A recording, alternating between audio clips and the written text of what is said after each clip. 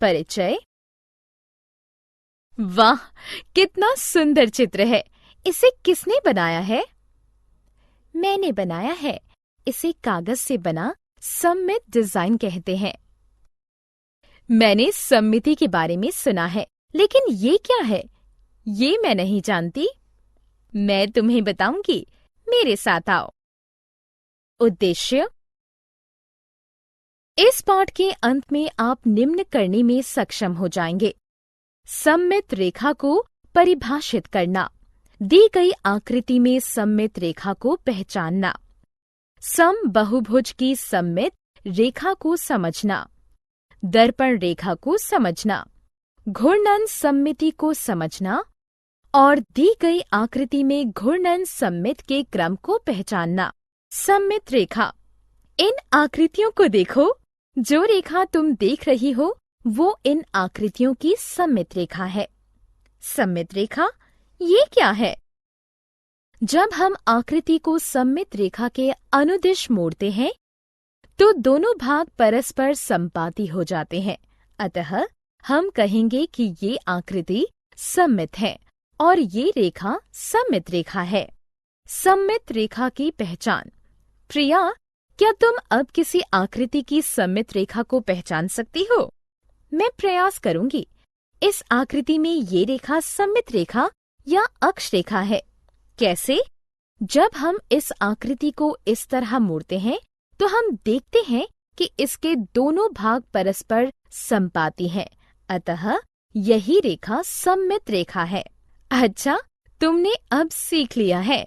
और इन आकृतियों में ये सममित रेखाएं हैं। समबहुभुजों के लिए सममित रेखाएं। अब मैं तुम्हें समबहुभुजों के लिए सममित रेखाओं के बारे में बताऊंगी। क्या तुम जानती हो कि समबहुभुज क्या है? ये एक बंद आकृति है जो विभिन्न रेखाखंडों से बनी होती है और त्रिभुज 3 रेखाखंडों से बना एक बहुभुज होता है। तुम सही हो। और समबहुभुज वो होता है जिसके सभी रेखाखंड बराबर हैं और सभी कोनों की माप होती है। इसलिए एक वर्ग एक समबाहु त्रिभुज और एक सम पंचभुज, एक सम षष्ठभुज, समबहुभुज के उदाहरण हैं।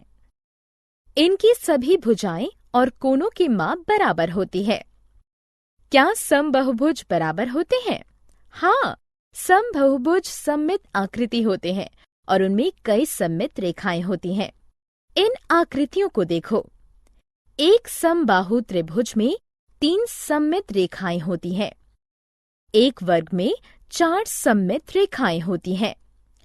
एक सम पंचभुज में 5 सममित रेखाएं होती हैं और एक सम षष्ठभुज में 6 सममित रेखाएं होती हैं। दर्पण रेखा। एक आकार में रैखिक सममिति तब होती है जब उसका एक आधा भाग दूसरे आधे भाग का दर्पण प्रतिबिंब हो। आओ अब देखें कि ए पर खींची गई रेखा सममिति रेखा है या नहीं। हम इसके आधे भाग को लेते हैं और दर्पण के सामने रखते हैं। वाह! इसका आधा भाग इसके दूसरे आधे भाग के बराबर है। इसका अर्थ है कि ये रेखा सममित रेखा है। आओ एक खेल खेलें। कौन सा खेल? छेद करने वाला खेल। इस खेल में हम इस कागज को मोड़ेंगे और इसमें छेद करेंगे। ये बहुत आसान है। अब इस कागज को खोलो। हम देख सकते हैं कि दोनों छेद सममित हैं और मोड़ के निशान की रेखा इसकी सममित रेखा है। घूर्णन सममिति। अब इस घड़ी को देखो, ये गोल घूम रही है। इसका अर्थ है कि ये घूर्णन कर रही है। घड़ी की सुइयां दक्षिणावर्त दिशा में घूमती है और जब कोई वस्तु घड़ी की दिशा के विपरीत घूमती है तो उसे कौन सा घूर्णन कहते हैं? इस घूर्णन को वामावर्त घूर्णन कहते हैं। जब कोई वस्तु घूमती है और इसका आकार और आमाप नहीं बदलता, ये घूर्णन वस्तु को एक निश्चित बिंदु के चारों तरफ घुमाता है। ये बिंदु घूर्णन का केंद्र कहलाता है और घूर्णन के दौरान घूमे गए कोण को घूर्णन कोण कहते हैं। यदि कोई वस्तु घूर्णन के दौरान एक पूरा चक्कर काटती है तो इसका घूर्णन 360 डिग्री होता है। आधा चक्कर का अर्थ है कि घूर्णन कोण 180 डिग्री है और चौथाई चक्कर का अर्थ है कि घूर्णन कोण 90 डिग्री है। घूर्णन सममिति 2।